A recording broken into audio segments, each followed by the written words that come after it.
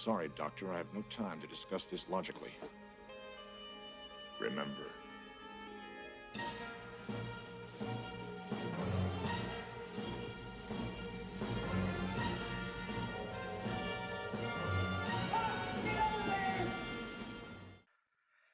Welcome to another episode of Collect My Thoughts, a piece of the action series in which I, Eric, talk about what's important to me in and adjacent to hobby gaming and entertainment without having to deal with the pervicacious pseudodoxy of Greg and Micah. Stick around to the end of the video for a bonus thought on Gale Force 9's reprint on the Avalon Hill classic, Dune. This month's topic is house rules. When to mod your board game. If you play through enough board games, or if you happen to play the wrong board games, you know who you are. You will eventually come across a rule or a group of rules that either doesn't make sense or just seems downright wrong. One way of dealing with this issue is to, of course, change the rule. I reprogrammed the simulation so it was possible to rescue the ship. He cheated. The result is called a house rule, an exception to the rules as written that you implement, if possible, to make up for some perceived shortcoming of the game. For a majority of my board gaming life, I have held that the designer knows best, and for that reason I rarely, if ever, used house rules. And while this is still my default position, I have recently softened on the general concept of house rules. So I wanted to make this video explaining when I feel house rules might be appropriate and to give a few examples. The obvious reason you might want to introduce a house rule into your game is when some aspect of the game is definitely broken. Nowadays, the level of quality control and playtesting that goes into hobby gaming is bound to sort out most of the obvious problems, so it is unlikely that you'll encounter a well-funded board game that has a glaring error right out of the gate. And if it does, designers almost always include errata on the game's website. However, due to the increased complexity of many modern board games, it's practically impossible for the designers to guarantee a glitch-free experience. One example of this is Scythe, where over the course of many months following its release, fans of the game started to see a statistically significant slant in the win-loss ratio of a particular player-faction combo. This combo, and a second one discovered sometime later, were officially banned by Stonemaier Games once they were brought to their attention.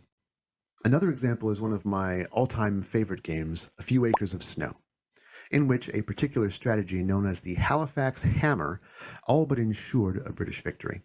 This was discussed at length on board game forums, and several fixes were offered, though none that seemed to satisfy everyone. My point is that oftentimes, discovering game imbalance takes many plays and a critical eye.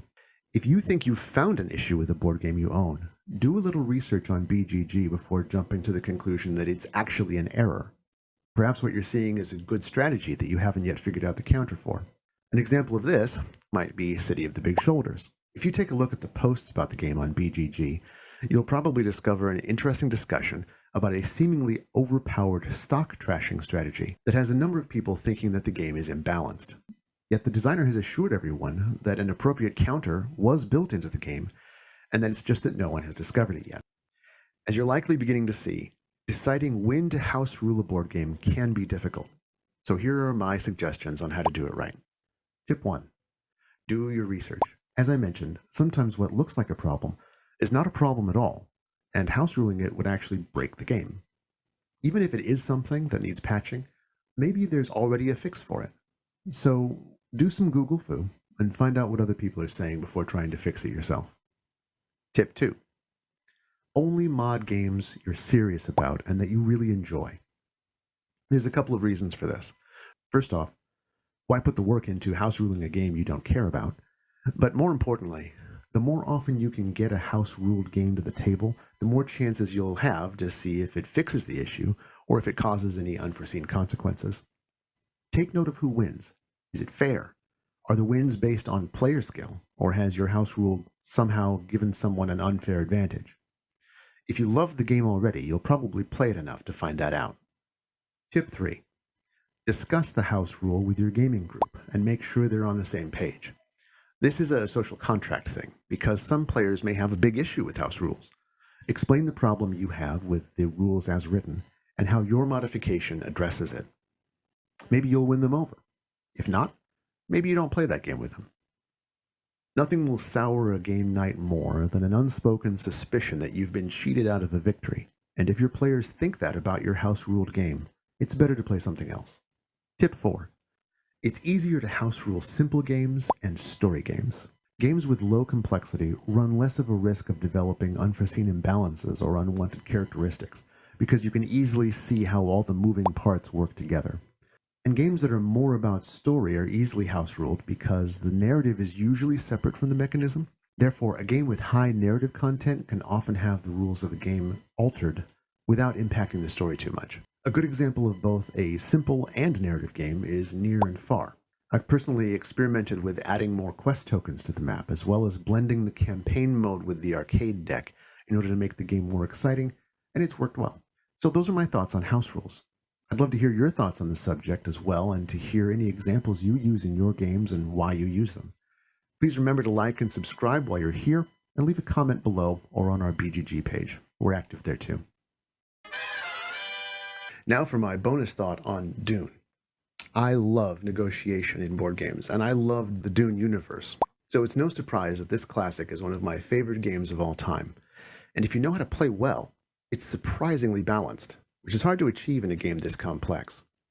Nevertheless, a lot of that balance is in a multitude of house rules that were adopted over the years by serious players. Gale Force 9 has done a spectacular job of reprinting and clarifying some of the more opaque advanced rules. But one rule still gives even veteran players a hard time: spending spice on your forces in combat. This is a necessary rule because without it, the Fremen would have a really hard time winning. But boy, do I wish this was easier to implement. I have a rare and serious condition called mathematical insanity. Aha, aha, aha, the letter to my friend. So I was eager to find a workaround for this. With this rule as written, each token counts as a half point unless a spice is spent on them. Then it counts as 1. This leads to some confusing division in combat and an awkward use of the battle wheel where you have to line it up between the integers. Fortunately, a Patreon backer of the excellent gaming channel RTFM, link below, has a video and a set of downloads that make it a bit easier. Shout out to both RTFM and the BGG user Zalman for making them. All the links will be below. The trick is using multiplication instead of division. Double the power of all leaders, give all regular troops the standard force value of 1, and then spend spice up to or below the number of committed troops to add an additional +1 force per spice.